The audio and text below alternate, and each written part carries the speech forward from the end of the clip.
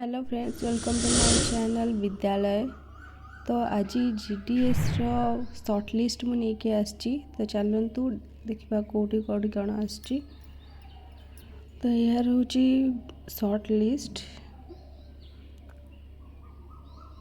कौटारे कौ डिस्ट्रिक्ट रे आमर 34 टी रोची 44 टी रोची 66 टी रोची। ता डिटेल्स मु आपको वीडियो लास्ट रे आपको देखैदेवी। तो आपणकर जदि पीडीएफ आवश्यकता रही मते कमेंट माध्यम जनातु टेलीग्राम लिंक प्रोवाइड करी। तो सहीटा जाई आपण डाउनलोड करें। तो सबुठु हाईएस्ट सिलेक्शन रही कटक जिलार कटक डिवीजन रे।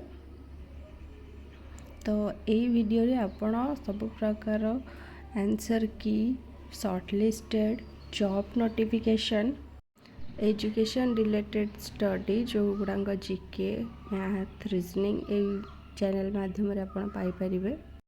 तो से भाया देखु आस्का डिवीजन रे 46 जन सिलेक्शन होती, बलांगीर 43, बालेश्वर 36, ब्रह्मपुर 39, भद्रक 43, भुवनेश्वर 47, कटक 67।